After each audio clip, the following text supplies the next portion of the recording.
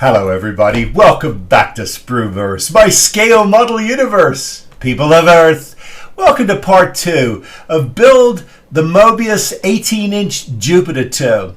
When last we metteth, I was trying to sort out the kit, the aftermarket lighting kit. And I think we've got that pretty well under control. If you saw the first episode, you'll know that I had to fight with it a little bit just to sort of get it untangled and figure out. But I also did some modifications to it, and I'll share those with you in this update. And I'll give you a warning now, and I'll give you a warning when I share that. What I've done is I've modified. I've added some lights to the kit. And everything is working fine, but I do want to caution you that if you attempt to do what I did, it will most certainly void any warranty that would come with the kit. But I have some pretty good defenses. One is 2 of my light bulbs, my LEDs on the kit, they just didn't work, so I had to replace them anyway. And I was going to do one, I was going to replace one of those anyway, but I had to replace them. So should I have reached out to Pegasus and said, hey, you sent me a bum kit? Maybe. You certainly could. But I don't think it's necessary. When you've got some basic skills, you can do some of these things and get yourself back on track. And I do highly recommend, if you're lighting kits, that you do think about sort of seeking out some advice on how to do it, because you'll be glad you did. Okay, enough bloviating about my lighting kit. Lots to share, really a lot going on, and I don't know how much we'll get done in this update, but we'll certainly try to fill it and pack it full of the steps by steps that I'm taking to build this. Not just some of the detail work, but also some of the painting scheme as well. And when you sort of look at the painting scheme that I'm using, please don't send me an email going, it wasn't that color.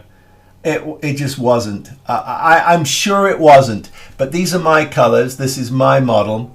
You paint it the way you want to paint it. Put polka dots on it for all I care, but just have fun. That's the most important thing. Okay, so what we've done is we have painted our floor of the interior of the Jupiter 2, the sort of the chocolate brown that I've chosen. We've added our Aztek Dummy Circle, vinyl circle, amazing. So you don't have to mask anything off. You just paint this entire thing the color you want to paint it. Make sure that you've already sealed it with the clear coat you want, whether it's a semi-gloss or a gloss, whatever it is. Seal it before you put your vinyl down. Do not try to clear coat your vinyl. As Lou states in his kit, it could most likely damage the vinyl, so don't do it. So I had everything went according to plan, and it's beautiful. And so this is ready to go. Now, I wanted to sort of just dive in with a couple of other things that I'm doing. Now, I don't recall in part 1, I don't think I did, share with you the tragedy that was my front windscreen. Is it a windscreen? Cockpit glass. Whatever the nomenclature is, it's this bit.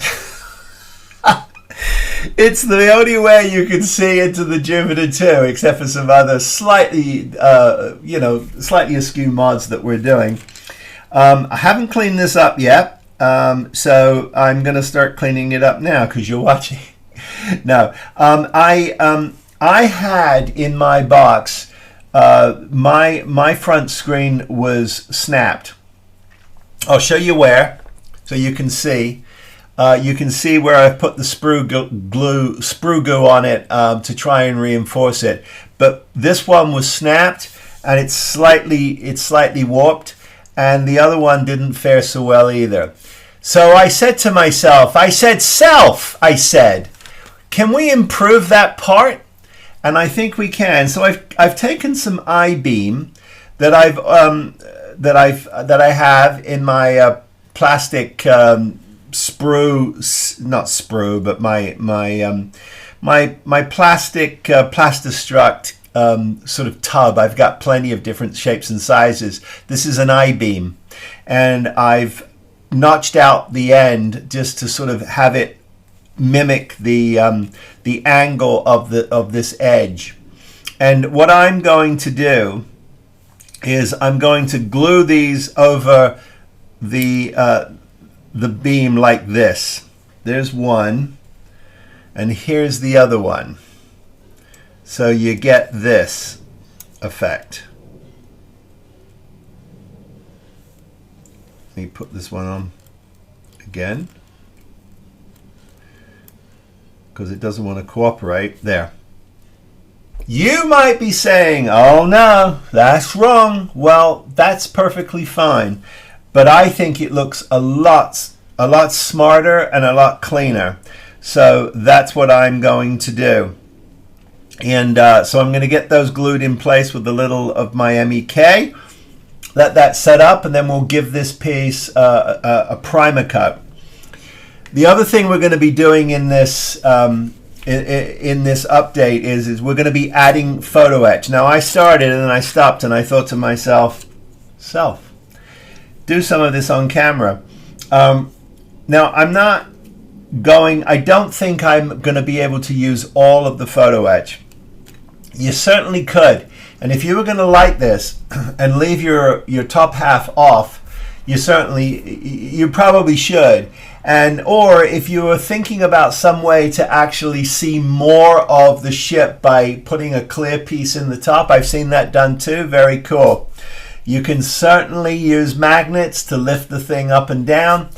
These aren't toys, and I really don't want to spend the rest of my life worrying about whether an umbilical cord is going to get tugged or whether or not the magnets sit nicely. Just don't want to do it.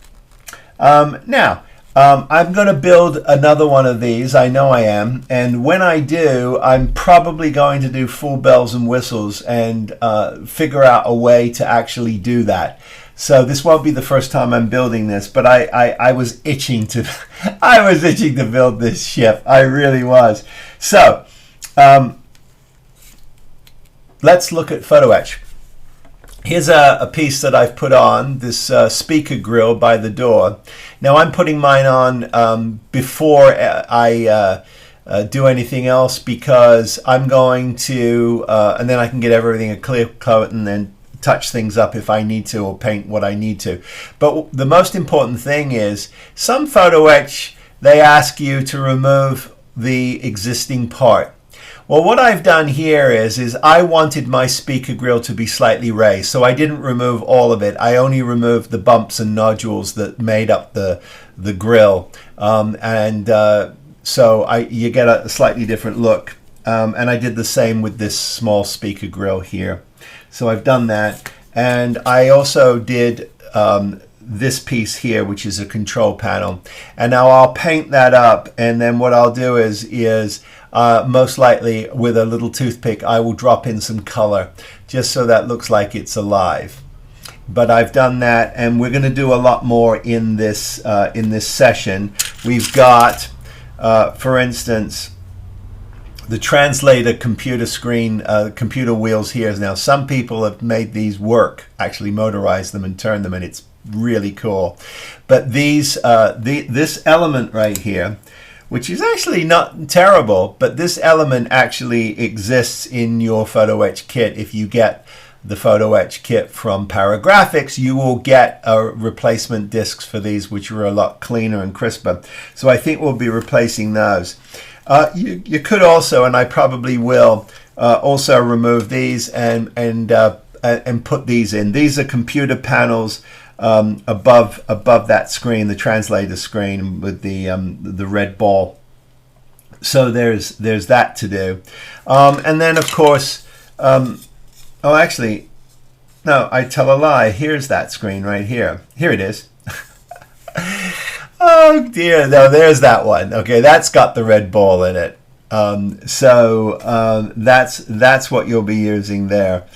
But anyway, and then of course here is your here's your computer screen that goes behind it, and that will look like that. So we'll be working on that. We'll be doing a little bit of photo etching today, so you can see that progress. We've got lots and lots of panels that need to be primed, so we're going to get a primer coat on everything. And then once we've got the primer coat on, we can actually go to town on getting our panels the right colors. Starting off with the green palette, I've got my XF67 NATO green out. I've also pulled the XF21, which is the sky green. And I've also pulled the gray green, which is the XF76, and that's what I'll be using for my green paneled walls. For the browns, I've gone with Flat Earth, which is the XF52. And for the lighter contrast, I've gone for Deck Tan, which is XF55. And for the doors with the recessed panels, I've gone with two colors, the darker color being the XF54 dark sea gray, and the XF80 over here for the, it'd be nice if I had it to camera so you could read it. Sorry about that. There you go, the XF80. So that's my color palette. That's what we're working with. So I'm going to set all of that aside. We're going to start priming things. We're going to get our I-beams glued up, as I mentioned earlier. Get a coat of primer on all of that, and then we'll come back and we'll do a little photo etch first. I'm starting with the computer wall, the translator, and interestingly enough, as I'm looking at the actual sort of instructions from Paragraphics, one of the things that it talks about is Uber detailing. Well, if you're going to Uber detail this, you can put the computer, the actual tape drives, which is part 17. You can actually put those over this and actually get these to appear as though they're spinning, but we're not going to do that, so I don't think we need to worry about that. And they look pretty well detailed, so I will probably just paint these out. But what I am going to do is I'm going to use panel 89, well, it's part 89, it's part 23 in the photo etch, and I'm going to use that, and that lives right there like that. And so that's the bit that I'm working on now. So what you do here is you basically, as I said earlier, you want to remove the raised parts. Now, for those of you who have done this 1,000 times, forgive me, but I'm memorializing what I'm doing, and there are some people out there who are not used to using photo etch. So we're going to do this for them. For the rest of you, look away. Okay, so here we go, and we're going to use a chisel blade, a very sharp chisel blade. Get your fingers out of the way, and you're going to just start removing the raised surfaces. Now you only have to remove the parts that are not going to allow the piece to sit flat. So that's what we're doing here. Here, I'll show you. Let me get just a little closer. Just a little bit closer. Okay, so that's what we're doing, is we're taking our chisel, and we're just sort of removing the raised parts. Now, get your fingers out of the way, obviously. The reason why I tell you to get your fingers out of the way is because I haven't.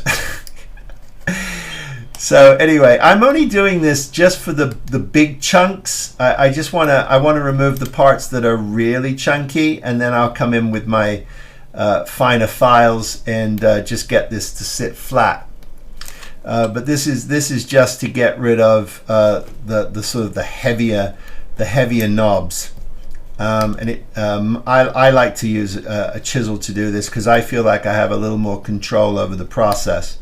So that's why I do it. You may have your own method, and that's perfectly fine. Okay, so once I've got the thick parts off, I just come in with a file, and I just carefully just file away the parts that are going to interfere with the piece of photo etch sitting flush. It's actually relatively easy. That feels pretty good. Let's do a test fit.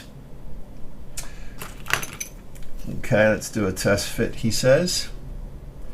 We'll put this on like that. And we'll turn that to camera. And you get that. And we can detail that out. We can put clears, we can put Tamiya's reds, blues, and greens in there. You could certainly paint this first if you want to, and then touch the colors from behind. You can also use some microcrystal clear on there for the gauges if you want to. There's all kinds of fun things you can do to really make that come alive. But that's the process we're going to use for all the photo etch that goes down. So I'm going to go ahead and keep working on photo etch. You don't need to see me put 50,000 pieces of photo etch down, but I did want to memorialize the process. Okay, so I'm going to carry on with my photo etch, and then I'm going to get a coat of primer on all of those parts. And then when we come back after this segment, I'm going to tackle the landing gears. Everything's had a coat of the Duplicolor primer filler on it, and we're looking really good. So I'm about to get my base color on my panels, and I'm also going to get the small doors painted up this morning as well. So I've got those ready to go. I just need to pull them, and we'll work on those doors. Those are the small airlock doors, the miniature doors that belong in the landing gear bays. There's 3 of those, and they're more like hatches, really. You sort of crawl in. At this scale, you would crawl out of them. They're not the same size as the doors, but anyway, you guys know that. Now, because I have opened up the window to the main airlock door, you're going to be able to see in, and I want to make sure that that all looks clean. So therefore, this side needs to be cleaned up. So there are 2 panels here. These are those as them's is, and they sit between the main control panel like this. So that means that this side, which has the speaker on it, if you flip it over and you look at it, you can see that we've got some cleaning up to do. We've got a number to remove, and we've got some of the mold seams that have to be removed. This all has to be cleaned up, and this has to look nice. So I left it in the raw state. Nothing has been sanded down yet, and this might need another coat of primer, but I wanted to show you this piece because this needs to be cleaned up and finished correctly so that we can install it when we're ready to go. So that's what I'm going to do now. I'm going to get everything is going to get a coat of paint. Now, things are evolving, and I'm trying to get this color scheme to make sense. I want to make sure that the colors I'm using are working together. They're not fighting each other, and they look correct. Because obviously we're on the inside of the ship, but you want to kind of put yourself in the head of a designer, in the head of these engineers, and think about aesthetic. It's very important because your eye will see all of it, and if we get this blend of color correct, then it'll all feel like it works together and not fighting against each other. Okay, so I'm going to clean up this this panel, this airlock, this panel that sits between the airlock and the main console. I'm going to get that cleaned up and sanded, and then we're going to start getting a coat of our base color on everything, and we're going to do the doors. And what we'll do next is we're going to look at getting the base color on that, which will be the lighter color first. Then we'll mask those, and we'll put our darker color on, and we'll take a look at what that looks like. So as I was getting ready to paint the wee doors that are access to the ship from the landing gear, from the wells, from the gear, landing gear, the landing entrances, the steps. You know what I'm talking about. Anyway, I realized that there's actually three colors. There's the color of the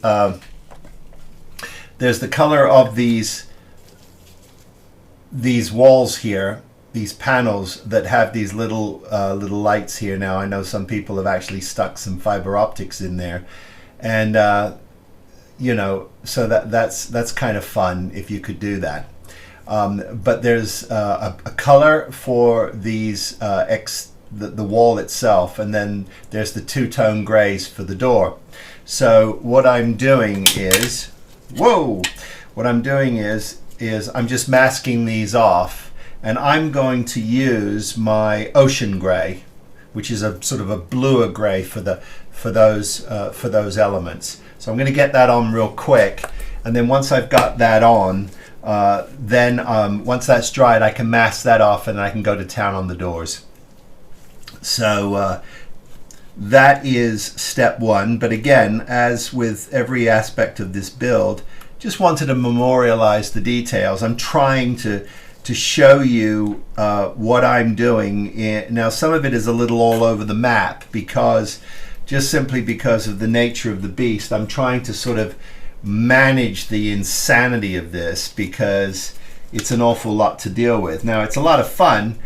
And I'm enjoying this build immensely. So if you have this kit, and I know I've tried to guilt some of you in, and I've been successful in guilting some of you into building, and I love that. I love that. That's right. I'm going to haunt you to the day you guys, you know, I want to hear from each and every one of you that you've broken down, that I've broken you down, and you've decided you're going to get it out and build it. Because that's a big part of this channel is encouragement, not just for the young'uns, but for those of you who are a lot more seasoned, who are also kind enough to give me some hints and tips along the way. Because as you know, everybody's welcome. Okay, so I'm going to quickly get this done. I don't think this is actually the only place, I believe, where I need to do that. I'm just looking quickly here to triple check. No, I think everything else is going to be different, but I like the fact that because these are an exterior element, that they'd have a different color. So that's what I'm doing now, and we'll take a look at these. Once this is dry, I'm going to go ahead and mask that off and get my lighter coat on, my interior panel coat. And we'll start using our masking system for that. And we'll see what the result is, because it's going to be beautiful. So I've painted the outside of the frame with my trusty XF82, the Ocean Gray 2, which I really like that color. So now what I have to do is mask off all of this so that I can get my first color on the wee doors, and I'm using dark sea gray and I'm using royal light gray for my doors. So and I've got masking sets for this. So I'm going to put my base color down first, which is my lighter color. And then my darker color is going to be everything on the outside. So that's what I'm going to do now. I'm going to mask all of this off so that I can get my royal light gray down. And then that gets a set of masks once that is dry. So that's the next step. I've also been adding color to the panels, and so they've gotten their dark color that gets masked, and then they'll get their lighter color, and so they'll be ready to go. But I wanted to sort of just understand what I was doing. So essentially, the wall panels themselves are in the browns and the tans. Anything that has a control surface is in the greens. And so that's just sort of the world of Irwin Allen. That's what we're doing now. Even if I'm not correct, that's what I'm doing.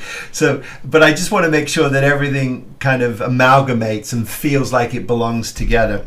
Okay, so next step now is to tape these off and start working on getting my little doors done. Now, the other doors actually on the inside, I think I might go with more towards the blue end with the grays, just because I think that it's a little punchier. But we'll see. We'll see once I've done these and see what we've got. We'll take a look at that together in just a second. So what I'm going to do is I'm going to put the masks down.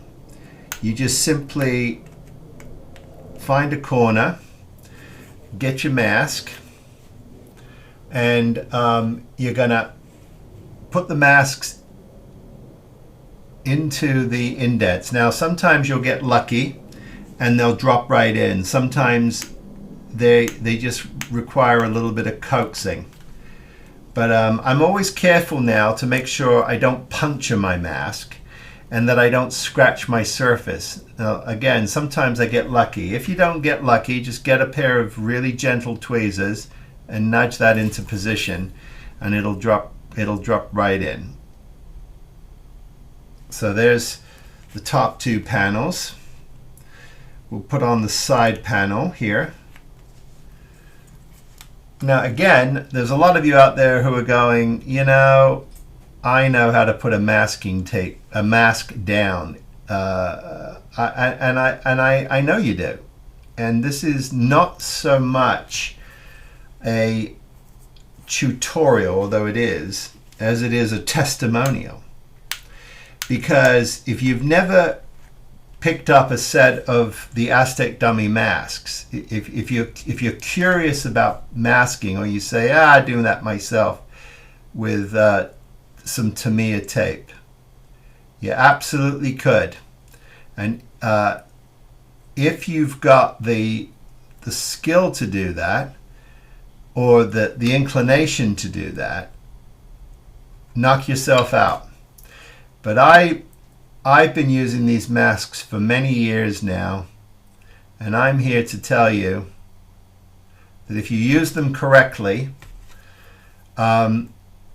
you will have no issues and you will get a wonderful result. That's why I wanted to do this on camera. I just wanted to make sure that everybody got a chance to see these masks in action.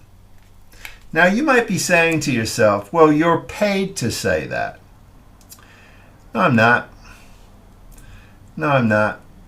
If I have a product that I love, I use it, and I will share it with you gladly. It just so happens that Lou is, yes, he is a friend, but he's also created a product that is amazing. Okay, so the masks are on. And now what I'm going to do is I'm going to go ahead and I'm going to get some tape, and I'm going to protect my dark sea gray, which is my outside pattern gray. So I'm going to protect that very simply.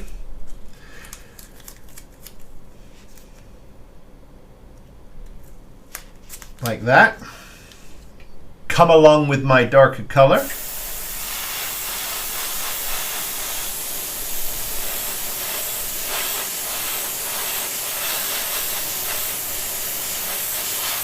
Like sucheth. And because these are lacquer paints, Tamiya paints, now they're going to set up very quickly. They're going to cure overnight, but they'll set up quite quickly. And so there we go. We protected our color.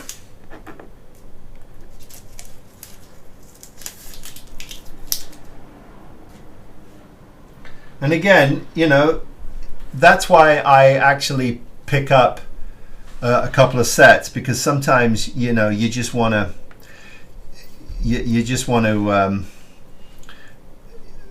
maybe do something again, or you need a touch up or what have you. It's going to happen. Okay, so I'm now going to,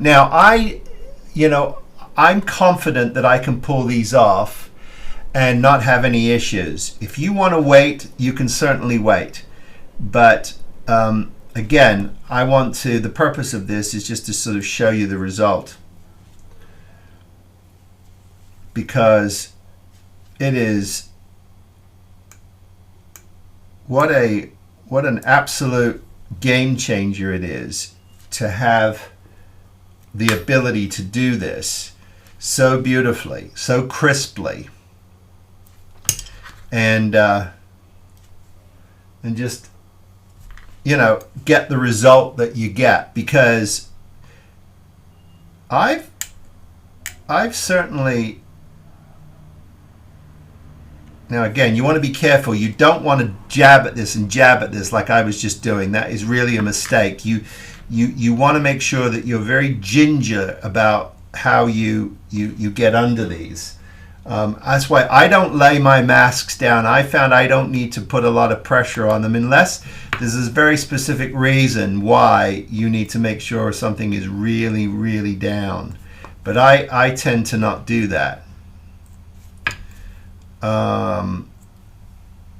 Because it makes it easier when you're just sort of removing them. They'll pop. They'll come right up in a case like this. They don't. There's nothing for them to jam into.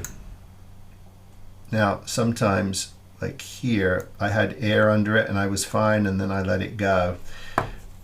But that's okay. We'll come right back. And there we are. There's the result. And it's perfect. It's absolutely perfect every time. And I love it. So I've got I've got two doors. I've got my third one to do, which I'm going to do right now. And then I'll be ready to get my stairs and landing gears into the ship, because I need to do that before I can start on the inside because there's a couple of switches. Well, there's some things that need to go under the floorboard. So I need to get my lighting kit installed. I cannot do that until I take care of these landing gears. So that's why I'm sort of plowing ahead with that while I'm juggling some of the other things. And when I can do, like I've done on the other panels, when I can actually go ahead and use one color to do all the doors, because I'm using the same royal light gray on all the other doors, then I certainly I'm going to do that. The change that I'm making on the interior is that I'm going to use the ocean gray and not the darker gray on those, because I think it'll pop a little more. Okay, we continue. Second color going on. The masks have gone on. These are the perimeter sort of bulkhead partitions, and they're getting their color now. And we will take all these masks off and take a look at them.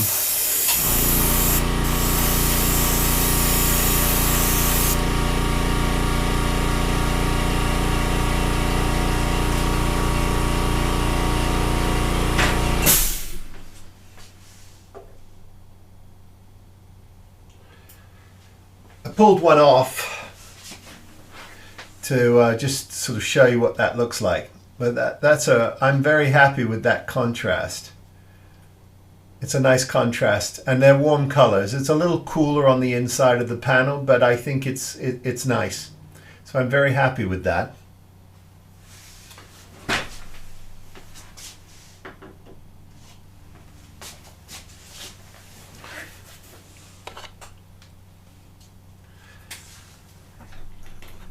this bulkhead doesn't have any panels, any kind of color, so I'm just going to keep it on the warm side.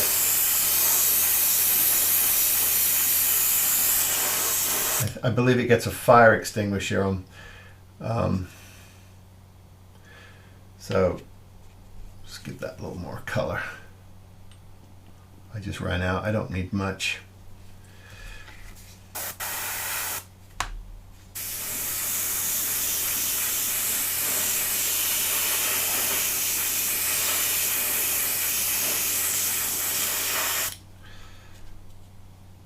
Okay, that takes care of that.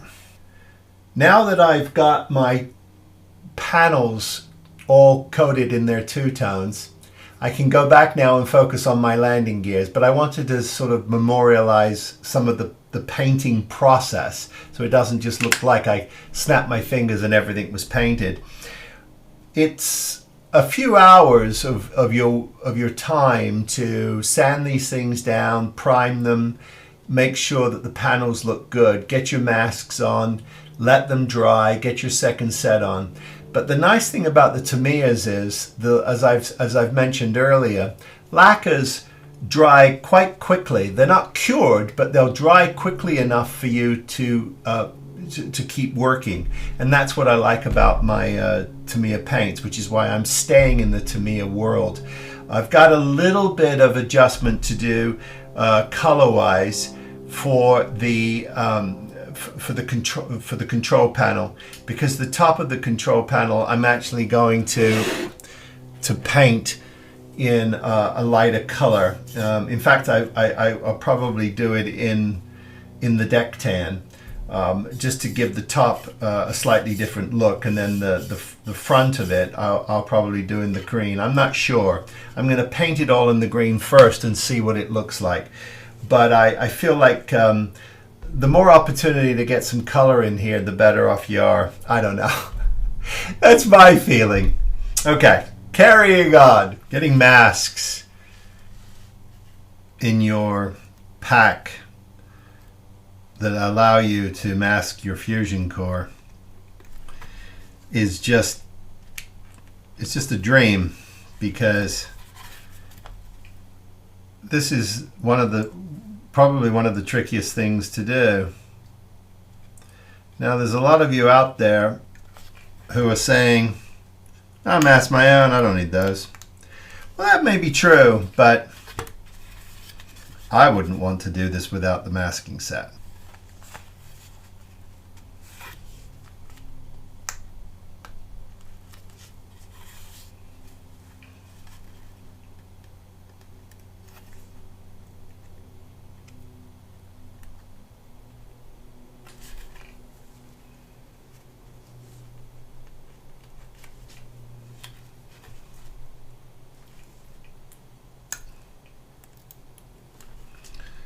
I think at one point these fusion cores may have had more of a curvature to them. I think so. I don't know. Can't be sure. Can't prove it. Not interested in trying. But the suspicion is that Lou is very accurate with his masks. And so it doesn't make sense, but it does make sense, because you can see in some of these where, you know, maybe it just an old sort of an old mold, as it were, an old mold.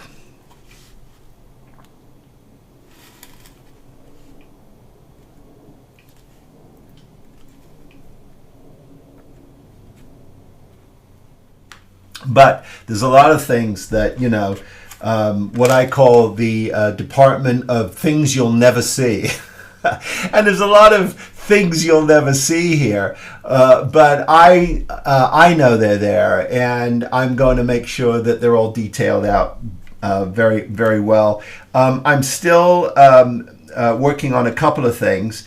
But what I'm gonna do is I think I'm gonna two-tone my console here. I think I am. I like the color it is, but I'd like this top here to be a different color. So I'm going to hit that. I think I'm going to hit that with a different color just to add some interest and visual interest to it. I've also got I've got my chairs on the bench here, so I'm going to assemble those right now and put those aside. I've got my doors ready to go here. I've got a little bit of detail. I'm going to hit these with a little color on those.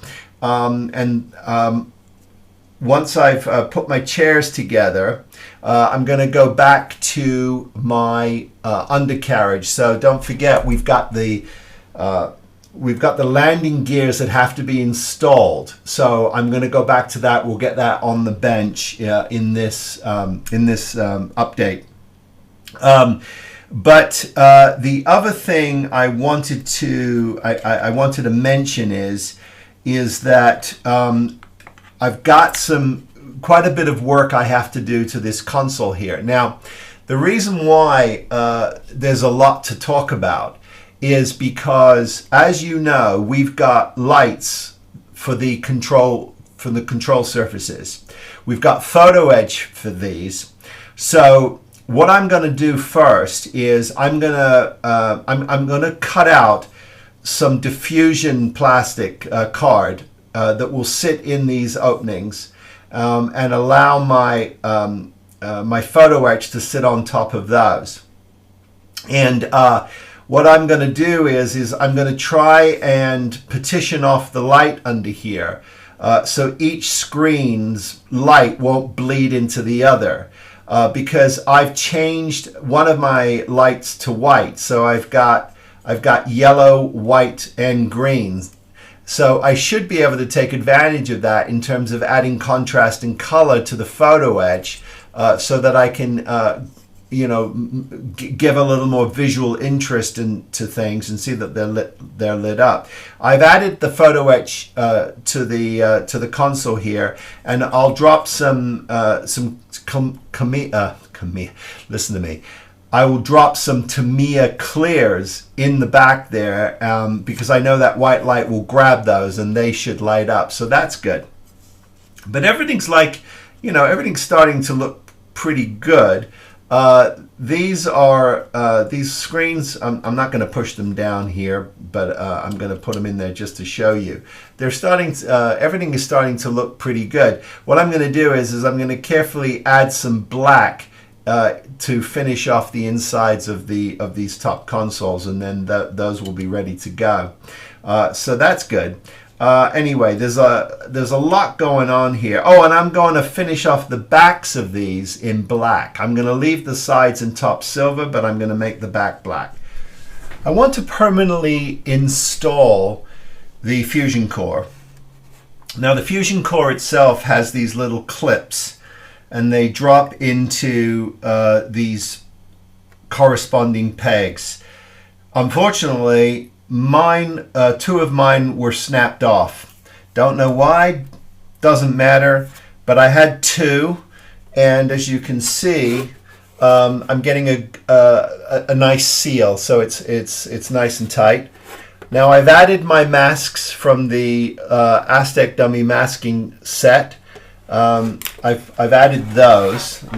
I'm just gonna tighten up my MEK here for just a second, because I've noticed that one of my masks, and I actually did this the other night, so I can't always say that there. Okay, I just needed to just wanted to push that in a little better. But anyway, it's on here nice and flush.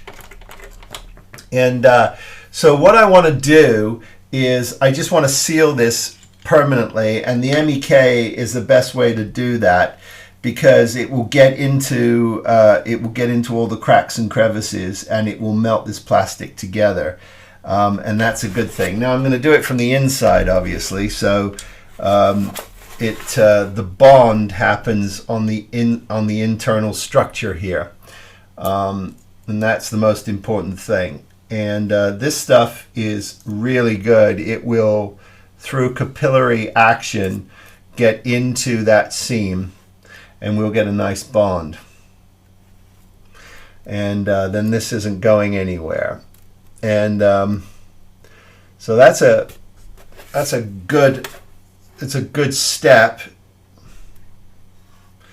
And what this will allow me to do now is to continue on to the landing gear legs. And once I get these landing gear legs in, I'm going to be able to start very quickly building up my the inside of the Jupiter 2, because for whatever reason, and I am not privy to those reasons, this is the way this was engineered. It was engineered in such a way that you have to start with the legs, especially if you're going to light it. So I'm just making sure that this isn't going to go anywhere, and it won't.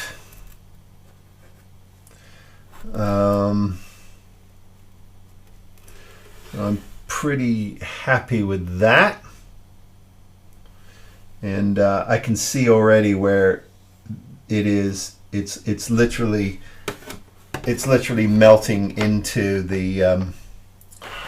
It's literally melting the plastic together, and that's what we want. We want a strong bond on that. So that's good. Okay. So the next thing to do is to start working on these landing gear legs. So they've got to be installed. So the first thing I'm going to do is I'm actually going to construct them. And then what I'm going to do is I'm going to install them. And then once they are installed, along with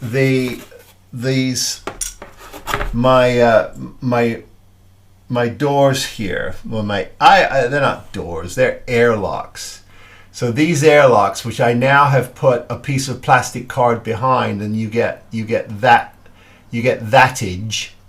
I've got a little bit of paint here that I'm going to add a red and a green to my doors. I'll do that quickly before they get put in situ, but they need to be put in situ before I install my landing gears, because that's the easiest time to do it. And then the final piece is going to be to get the side panels installed. Now, I have put a little coat of paint on the side panels, and I will do the same on these internal structures here, because I want them to be a slightly different color than the ship itself. And then when I'm ready to sort of put everything together, then it can get one solid coat of paint, and it doesn't have to be touched again, ever again. So I'm not too concerned about getting paint on this just yet. Okay, so I'm going to let me pull the landing gear pieces over to the bench, and we'll get those built. So first thing we do is we install one side of the one rail, I call it, and what I like to do is I like to put copious amounts of my MEK in the slots for the first one, and then I like to commit that to the rail like that, and that will sit in there like that, and we'll hold that together for just a second, and you know, where I see it kind of popping out, I'll just push this in here, and by capillary action, tomato, let's call the whole thing off. So we get that in there, and I'll just sort of hold that for a second or two. It will bond through the paint, but you know, the paint layer is not ideal. So I should be scraping my surfaces, but I know that I'm going to be doing a little more patching and cleaning up of all of this in just a minute here, so I'm not super worried. Now this panel is going to drop in like thatage, and it's got a little lip on it, so you can see which side it goes into.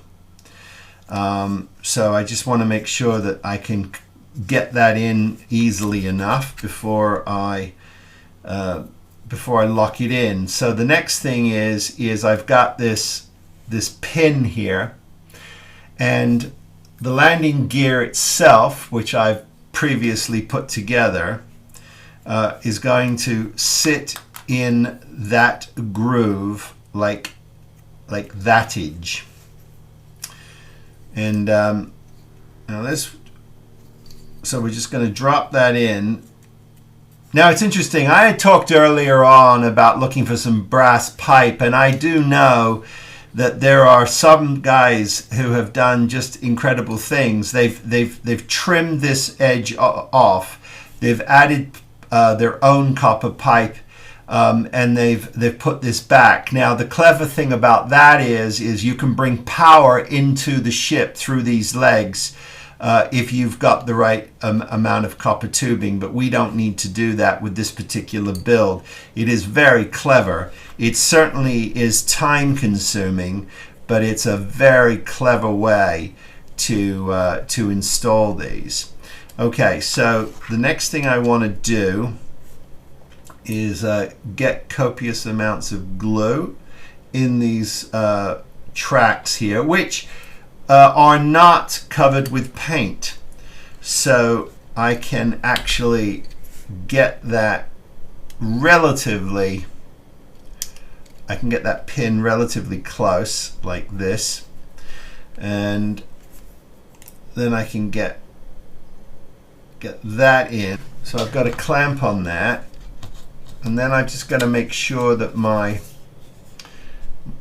lower piece sits in here, and there is some, it's just a little groove that this is going to sit in. So what I want to do is I just want to make sure that I get it under, there's like a little window, not a window, but there's like a place for it. You can see it, and it's sliding into place right there. So that gets attached. Now it's not going to be perfect, but we will clean that up as we go with some putty if we have to. But I just want to make sure that I get some good purchase on this. There, I heard it click, that satisfying sound of the click. Now let me just go down a little further here with this.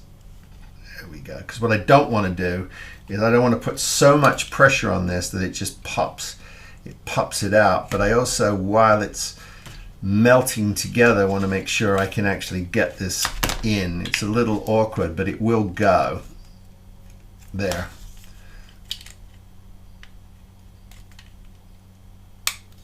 There we go. Beautiful. Okay, so that's in.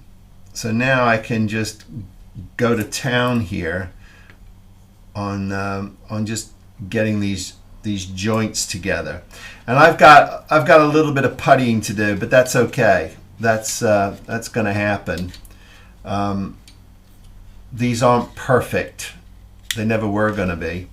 But we can get them to sit down quite nicely.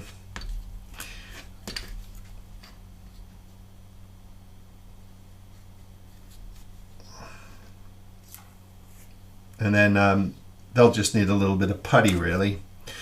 So let me, here I was off camera quietly looking at this, and it's quite interesting that they literally tell you to force a piece of plastic that you've glued together apart in order to get this in. Now it does hold it tight again, but and I haven't scratched anything. I did get some color onto this landing gear, and I haven't quite put it into place yet because I wanted to share. But essentially what you have to do is you have to squeeze, sort of squeeze this in. Well, you can't see that, can you? No. Here, you have to take it and squeeze it in so it sits in, and then you have to get the actual hydraulics into its position, and then you have to flip it over, and you have to push this element here down into position, which I'm doing. Okay, kicking and screaming. We got the doors in, the airlocks. Our baby airlocks are all in. Okay, so that is a good thing. Now, just a couple of observations here. If you've never built this kit before, it is funky, and as I said, you know, they want you to do some squashing and squeezing and pulling, which is sort of, it's not really in our we don't put stress on pieces of plastic we've glued because we know they could snap or crack. And I did get a little bit of stressing on these back plates, but interestingly enough, once you have them back in place, it's engineered in such a way that the compartment where it slips into is pushing them back together again, so you're okay. But I'm going to get a little bit of putty on here where I got a little bit of stress fracturing from playing with this. But everything obviously now is one color, so I will protect the insides of the gear wells, the landing gear wells. I'll protect those so I don't mess up the paint that I've already got, but everything on the outside is going to get one organic thing. Now the good thing about it though is I am now ready to continue. And deaf, dumb, and stupid. What a way to go through life. It's not pleasant, I'll tell you. Okay, here's what I've discovered. When I read this, now I'm defending myself, but I have made a tragic mistake. Well, I've not made a mistake. I just need to do 2 more holes. But again, you know, part of this is why it's so critical to read instructions and to pay attention. I didn't do either of those things in school, unfortunately. So you get what you get. But as I'm looking through the lighting kit manual, I'm seeing here. Sorry for the glare. I'm seeing here 3x means 3 times. So it is patently obvious that you are going to drill 3 of these holes. So there is 1 light for each landing gear well. Now I'm going to triple confirm that, but that's what you do. You make so there is a light for each well.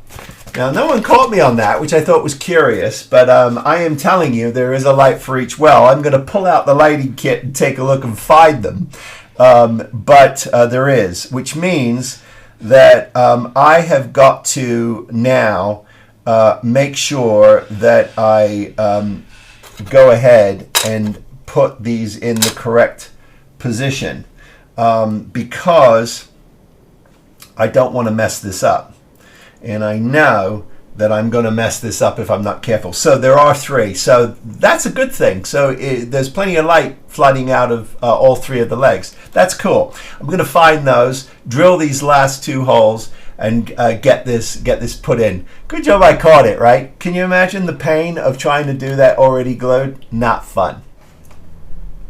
So I've drilled the other 2 holes. I've got them in, and I've got the side panels glued in now with 1 minute epoxy. Everything is clamped and set. So these should be rock solid, and once they are dry, I'm going to go around all of the, because there's a potential for light leak, I just want to go around everything with my slick toolet, the black, and just make sure that everything is hunky-dory, and we should be good to go. I don't think we'll have any issues. So I'm pretty happy with that. And I just did a quick test, and I'll tip this to camera so you can see. So even through the masked effect, everything is working beautifully. So that's a really nice step forward. I'm happy with that. So I now know I can start to go ahead and begin the process of installing this kit.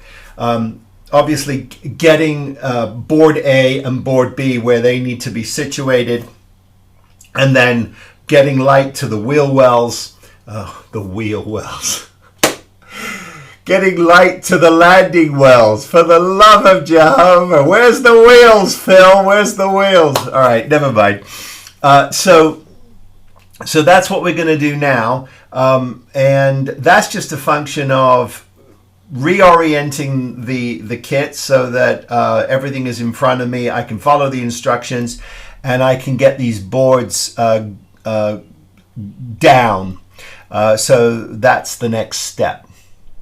My fusion core is in. I have used some fiberfill to create more diffusion, and I have got some black electrical tape here, and I've laid that down, and then I've hot glued that down so that this can't move. So I'm pretty confident that we're not going to run the risk of this popping. Pretty confident. You could put some kind of a piece of plastic across the here and glue that or epoxy that in to make triple super sure, but I just don't think it's necessary. So what I'm going to do now is I'm going to start the basic installation of my power jack, the switch, and the fusion core momentary switch, and they have to be installed. And so I'm pulling those out, and I'm starting with my momentary switch, and I'm going to get that installed. One of the things you're going to come up against if you have this kit, I believe, is that the colors of the cables in the instructions are not the same as the color of the cables in my kit. So I'm having to do just a little bit of guesswork just to make sure I know where everything is situated. Now, you do have B board and A board, and we have identified exactly where they go, and that's good. So that's sort of the bulk of the work. But the challenge is definitely for a couple of the of my wires that were not labeled. But I feel like I've got everything sort of relatively under control. And so I don't have anything that's pinched, and I don't have anything that's crossed. So now it's just a function of going ahead and just getting A board down, which I'll do now. And I think I'm the correct way around. I don't think there's any. It makes perfect sense. In other words, the way I'm doing it is it's not fighting with me, so I'm getting the impression that I'm okay. So I'm just going to go ahead and get this nailed down. And that's going to be quite a relief, actually, because that's going to allow me to carry on. So A board is now officially in, and I'm just going to add just a little bit of extra hot glue to the sides here. I don't think there's any risk of any kind of overheating. I don't have capacitors or anything underneath, so it didn't really need to be up off the ground, as it were. So that's good, and I'm very happy with that. So that went in quite well. So now I'm going to just let this settle for just a little bit here, and I'm going to start working on the next step for me, which is to get the lights, the 3 lights which I have to locate now for the landing wells. The floor has now been temporarily installed into the lower half of the Jupiter 2. All the lights are where they need to be. I've got nothing trapped or pinned under this. Now I've not glued this down. I've just laid it down here just to see where I am. The first thing that grabs you when you drop this in is there is absolutely no there's no support here. You see how that's flexing? It's flexing here. Now this is pretty good, so I can nail this down. When I'm ready to epoxy this down, I can epoxy this down, but I've got all this flex. Let me show you here. Flexing, and I don't like it.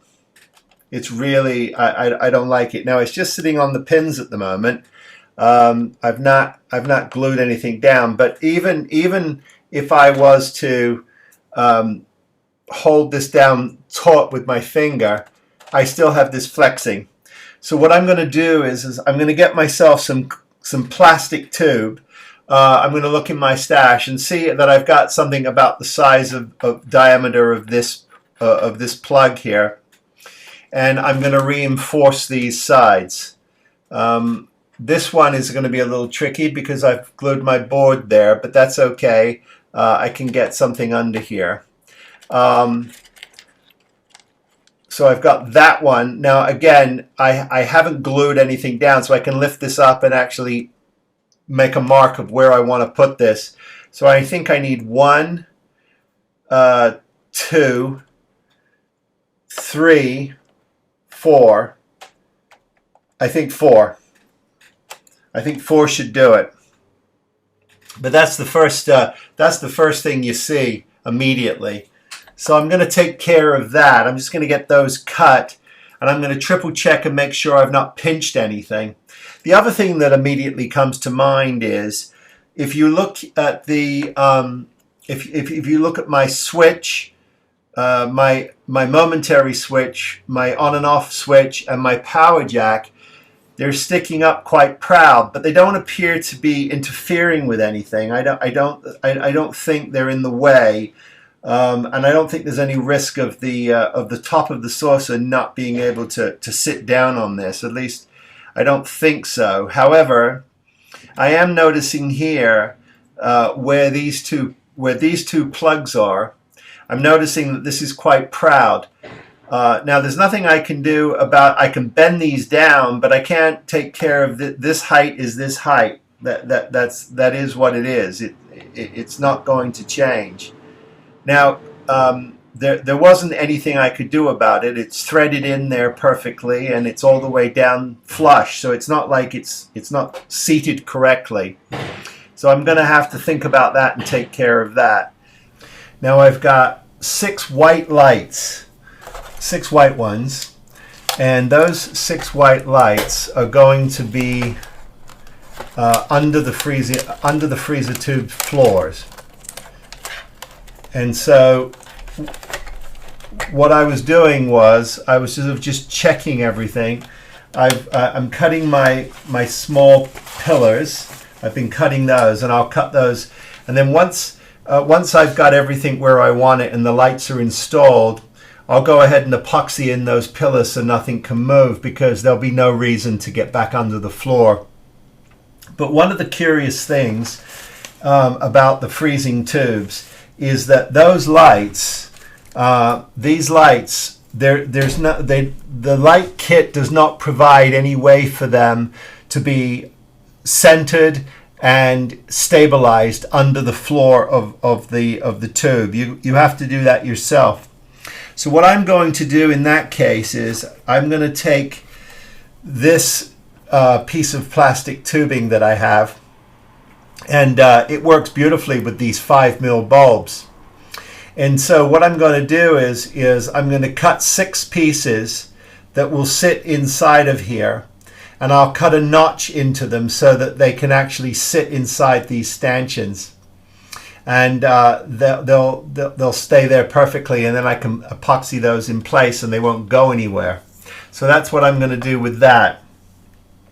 Now, as I'm talking about the freezer tubes, I wanted to talk about an aftermarket product that is absolutely glorious, because surprisingly it's not included in the Paragraphics kit.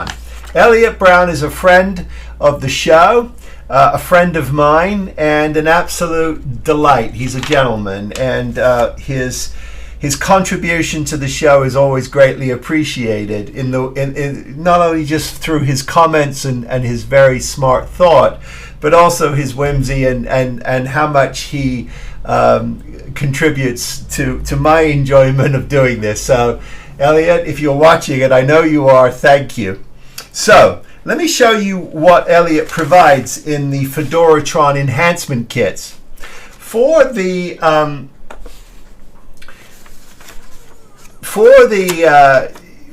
back of the circuit wall, you do get a cowling for the back. You get a strip of 12-volt lighting, SMD strip, and then you also get this wonderful replacement piece for the circuit board itself. It's absolutely magical, and the detail is extraordinary. So this is the circuit board from Elliot at Fedoratron, and this replaces the other board. Now, I think this is a wonderful detail. I cannot, unfortunately, use the 12-volt SMDs because I'm going to be just using the plug-and-play lighting kit. However, when I do this again, and I will be doing this again, because I've decided that I do want to play with cutting open another kit and seeing, just experimenting with it. It could be a disaster. Not this one, not this Jupiter 2. This has got some really nice enhancements, but it won't have those. So Elliot, if you're listening, I need another set. Not just of the freezer tubes, but also the wall, because in that one I'm going to I'm going to put in my own lighting kit. I think. But anyway, he also provides photo etch for the frames, which creates this lovely crispness. So you get those. As I said, you get all of what you need for the light adjustment for the circuit wall and everything else. That does come with it, but I'm not going to be able to use it in this particular build. And for the freezer tubes, yeah, here this one is. Here's them zizzes. So for the freezer tube, you get the floor, which is awesome. You also get the rear wall part, which is amazing. So you've got photo etch for that clear part. You've got photo etch for your floor. And you've also got photo etch for the elevator floor. He gives you all of those in the enhancement kit. Now, if you're building one of these for yourself, go over to Fedoratron.com. I think it's well worth it. And it's just another example of how wonderful it is to have these aftermarket parts available to us. You know, go back 20 years, we didn't have any of this stuff. So it's a really great time to be involved in the hobby, and it's certainly a great time to be building a Jupiter 2. So we're going to be using the enhancement kits for sure. We're just not going to be able to use the light for the wall, but we'll use everything else. So Elliot, again, thank you. Fedoratron, thank you. And we're going to install those into the freezing tubes and to the light wall. But I just wanted to share that with you. Okay, so I think that is more than enough for this update. I have got to now get those lights get all of those lights installed. I've got to get my supports for my floor that we've talked about. I've got to get those in and epoxied. And I will also epoxy in these little stanchions for the freezer tube lights. I'm also going to build myself a little box. I have a light for the elevator well, the stairwell. There's a light for that, but there's absolutely nothing. There's no enhancement for it in terms of where it goes. So I need to build a light box for that. But we will look at that at the top of part 3. I promise you, you're not going to miss any of it. We will not jump ahead. We will not skip a beat. I'm just trying to keep these updates as reasonably timed as possible. So I think we're going to call it for part 2 of the Jupiter 2 build, the 18-inch build. I think we're going to call it. That's an awful lot for this update, especially for the way I'm presenting it, because I'm really getting in the weeds. I don't just want to do progress reports. I am trying to sort of show some of the construction and build issues that we come up against. Hey, if you want to get a hold of me, I am spruverse@gmail.com. I post most days on my Instagram account. That's at spruverse. Buy me a cup of coffee. That link is on my channel page. It's for my charitable builds. But hey, as always, I wish all of you, please be safe, be well, build something, and I'll see you next time. Take care, everybody, and good night, Blue.